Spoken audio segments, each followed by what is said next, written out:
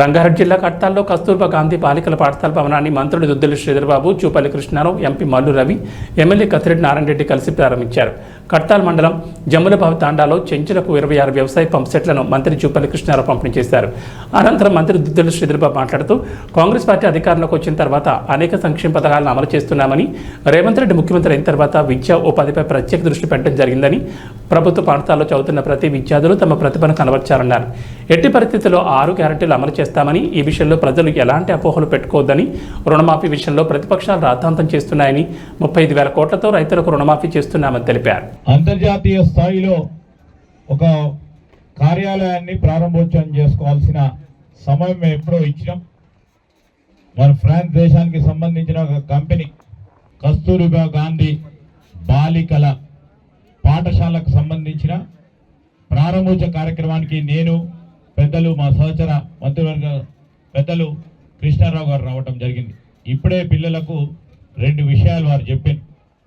పిల్లలందరూ బాగా చదువుకోవాలని, చదువుకునే సదుపాయం ప్రభుత్వ బాధ్యత అని, ఆ చిన్నారులందరూ చదువుకుంటే రాబోయే కాలంలో దేశానికి, మన సమాజానికి, మన రాష్ట్రానికి గొప్ప మానవ వనరులుగా తయారు చేయాలని ఆ రోజు కాంగ్రెస్ పార్టీ ప్రభుత్వం కేంద్రంలో అధికారంలో ఉన్నప్పుడు కస్తూర్బా గాంధీ పేరిట బాలికల విద్యాలయాలని ఏర్పాటు చేయటం జరిగింది.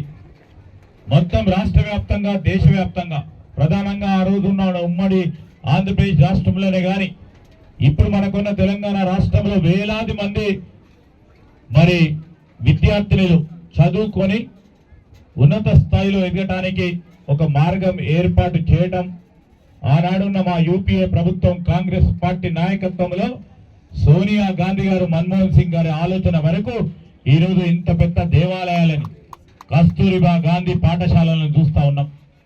ఈ సందర్భంలో మీ అందరికి చెప్తా ఉన్నాం, చిన్నారులకు కూడా మీరందరూ బాగా చదువుకోవాలి. ఒక టీచర్ గానో, ఒక ఎంఈఓ గానో, ఒక ప్రిన్సిపల్ గానో, ఇక్కడ కూర్చున్న మీ అడిషనల్ కలెక్టరో వివిధ స్థాయిలో ఉద్యోగాలు సాధించాలని మీ తల్లిదండ్రులు అహర్నిశలు కృషి చేస్తూ మరి చదువు చెప్తా ఉన్న తరుణంలో ప్రభుత్వం బాధ్యతగా ఈరోజు చిన్నారులందరినీ చదివిపియాలి, చదువుకు ఆటంకం కలగకూడదు, పేదరికం ఆటంకమే రాకూడదు అని ఆలోచన చేసి ఈరోజు కార్పొరేట్ స్థాయిలో పాఠశాలల భవనాల నిర్మాణం చేయడం, మా కసిరెడ్డి నారాయణ రెడ్డి గారికి ఆయనకున్న స్కూల్ కంటే మెరుగైన రీతిలో ప్రభుత్వ పాఠశాలలు ఉండాలని ఆలోచన చేయడం, దాని పరంగా ముందుకు తీసుకెళ్లడం. మీరందరూ కూడా బాగా ఎదగాలి, మీరందరూ బాగా చదువుకోవాలి, చదువుకొని ఉద్యోగాలు సాధించాలి. ఇక్కడ మీ ప్రిన్సిపల్ గారికి, మీకు చదువు చెప్పే ఉపాధ్యాయులకి, దాంతోపాటు తల్లిదండ్రులకు రాబోయే కాలంలో మీరు చదువుకున్న తర్వాత మరి వారికి గర్వించే విధంగా ఒక మార్గాన్ని ఎంపిక చేసుకునే కార్యక్రమం చేయాలని చిన్నారులకు పనిచేస్తూ ఈరోజు నేను మీ అందరికి చెప్తా ఉన్నాను. ఇంతకుముందే చెప్పారు, వైద్యాన్ని గత 9 సంవత్సరాలుగా గత టీఆర్ఎస్ పార్టీ ప్రభుత్వం పూర్తి స్థాయిలో విస్మరించింది.